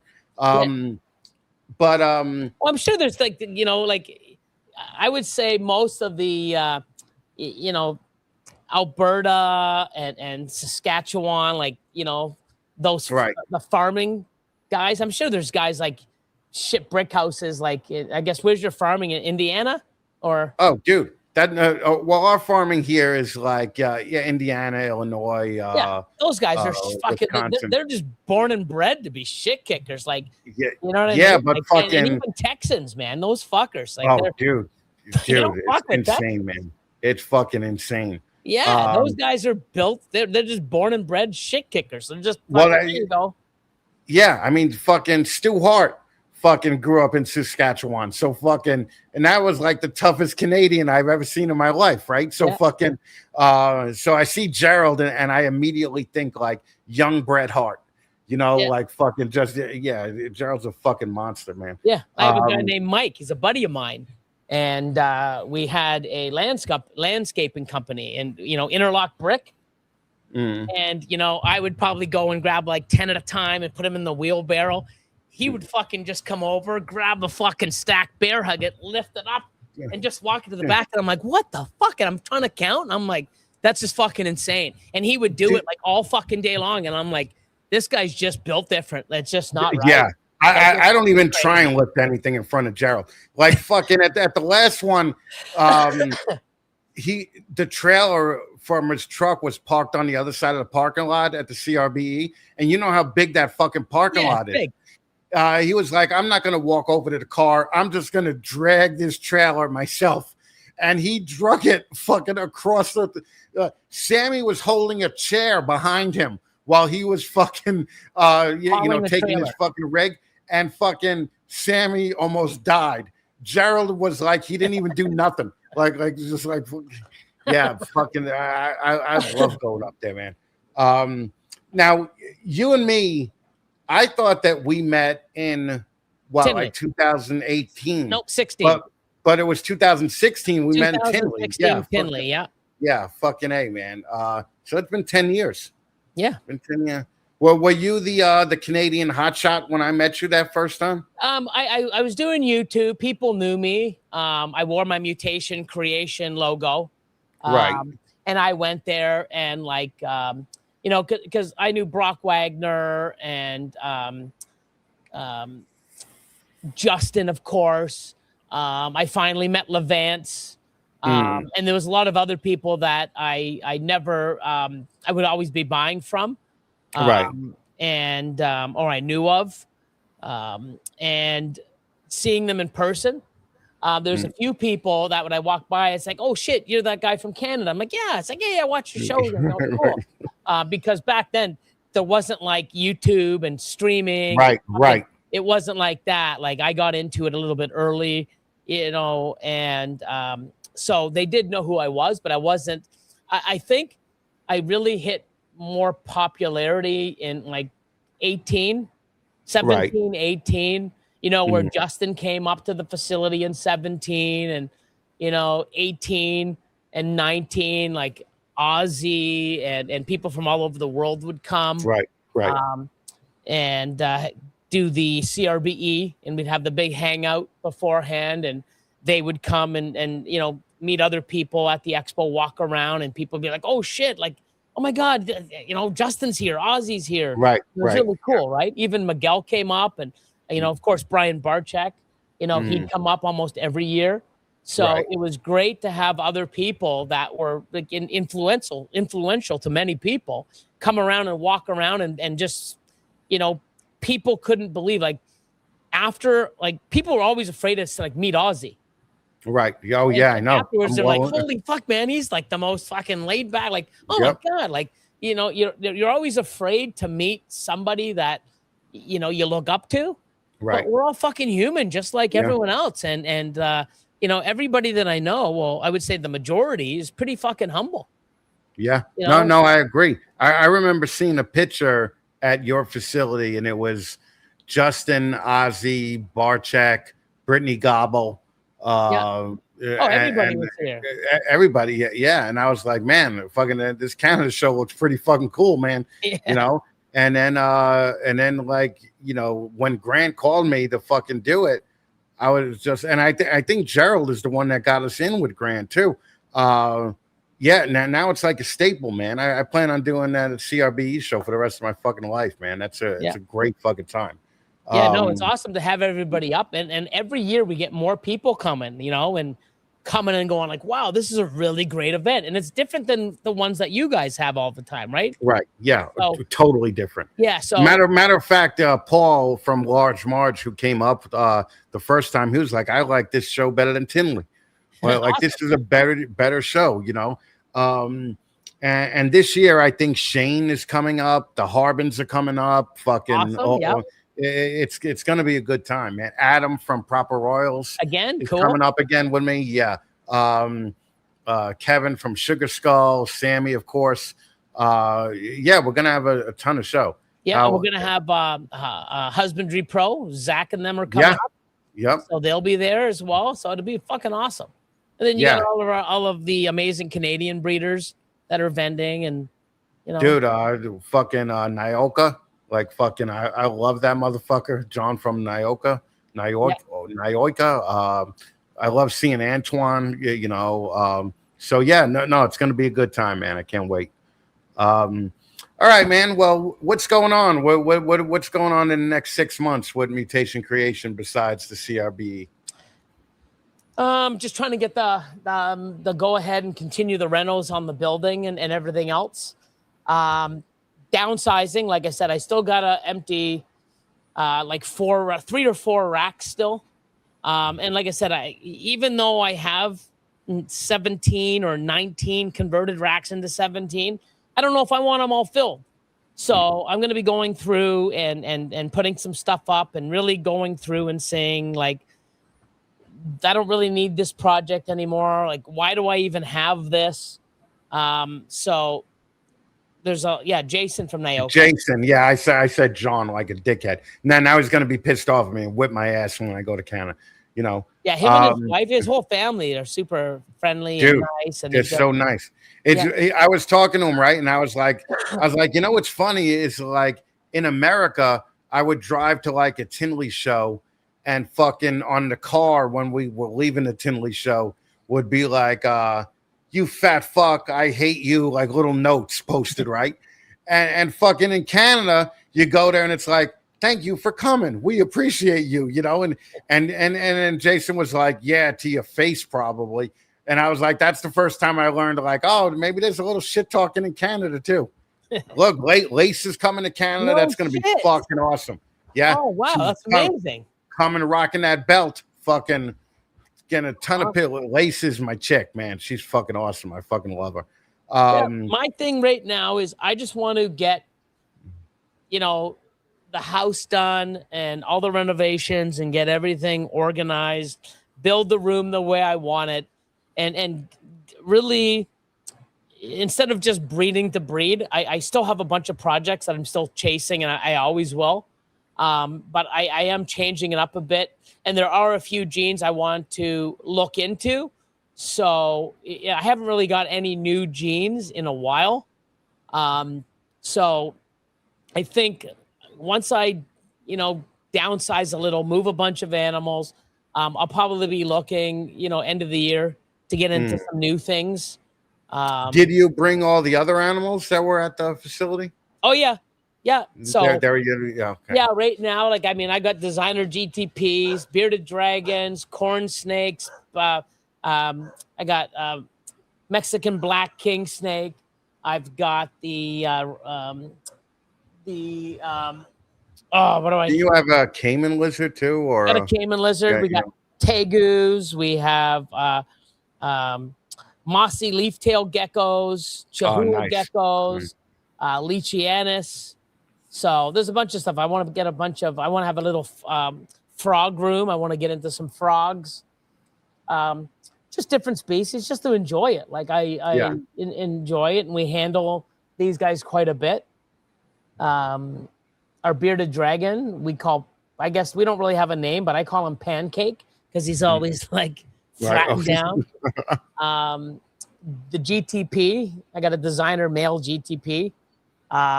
We call him Grinch. So yeah, we got names for them and stuff. But we're gonna once everything gets organized, I want to start doing like YouTube videos on them, like just besides ball pythons. This is what I've done. I got some baby Chihuahuas growing up that I've hatched already. I'm probably getting some more eggs soon as well. But just stuff that I like mossy frogs, mossy leaf-tailed geckos. I got them. I got to put. The Fembriatas are fucking. I love them. You know, the leaf-tailed fucking. Yeah, we used to have like 12 of them, and we just kept them in a spare bathroom. Just because the shower and the humidity and everything and a bunch of leaves in there. They live for like fucking 7, 8, 9 years, man. Fucking like no problem. The only thing is they got bugs in your bathroom, you know. Fucking feeding them. You know? So if anyone ever wants to check out, he's from Alberta. Tree critters. Fucking sick as stuff. Oh, they're just incredible. I got to do a write-up for them and post them on Instagram and Facebook. But yeah, tree critters. Oh my God, the mossy tail leaf tail geckos, the mossy leaf tail geckos are incredible. Yeah, like you should see the stuff he has. It's just the stock is phenomenal. So, but yeah, I'm enjoying that, and I'm enjoying here. I take many dogs, many walks with the dogs, and they're happy. And I just, I'm still go, but I've wound down a bit. Like, might not seem like it, but I have. I'm a lot less stressed, and I'm stressed about other things, not the things I used to be. Right. You never get rid of stress. You just deflect it to something else. Like, fuck. That's right. Yep. You just, turn any addiction into another addiction. That's all. I had 2 minor surgeries last month. Gallbladder removal October 13th, and then I got to get my second hernia dealt with probably early January, February. Right. And I should be back to new, or as new as possible. Well, you're definitely a lot less jacked up than you used to be, Yeah. And you know what I think? I think that Craig had a lot to do with that. Oh, could be. Yeah. Craig is a very calming fucking dude, man. Whenever I get pissed off and I talk to Craig, I'm like, man, it ain't that bad. Like fucking, I'm good. Like, all right. So your Monday nights Mutation Creation YouTube channel, right? Yeah, my channel, my content, 7 p.m. Craig and I, and we're bringing on guests every couple of weeks.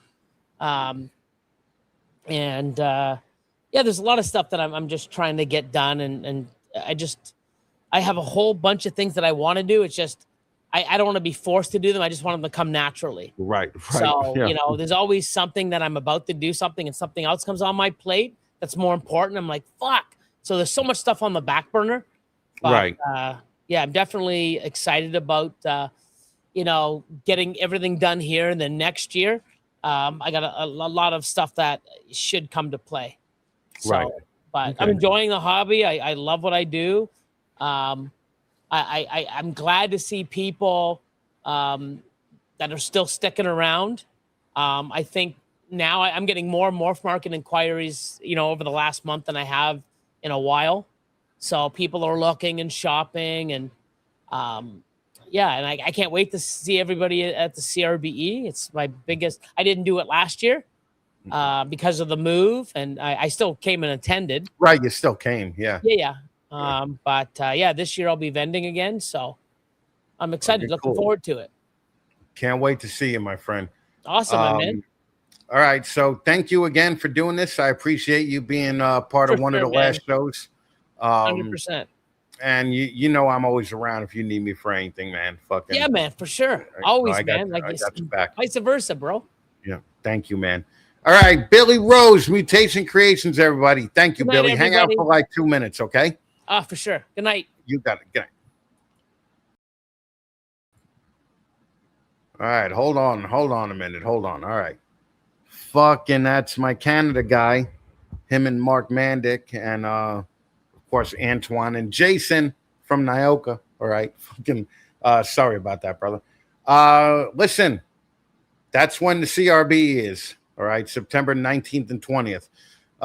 If you're in Canada, you want to meet fucking any of the Fat Man Nation, they're gonna be there, obviously. Billy's gonna be there. Come hang out with us.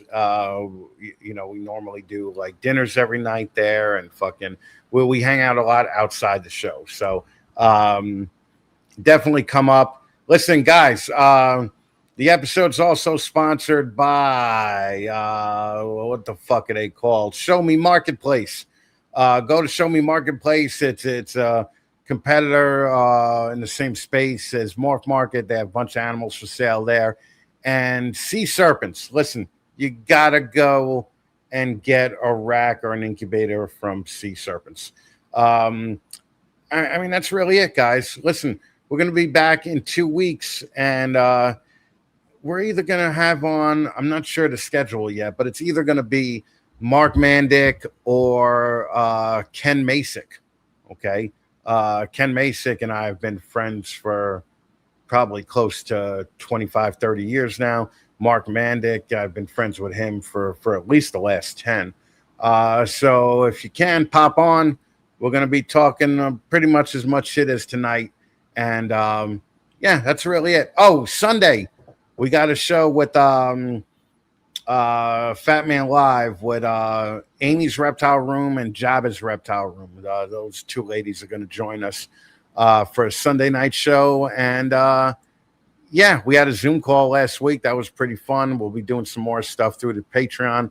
And that's it, guys. Listen, I'm out. It's fucking hot here. It's been like 111 degrees here. So, all right. Fat Man's going to have a heart attack. Take it easy, guys. Bye.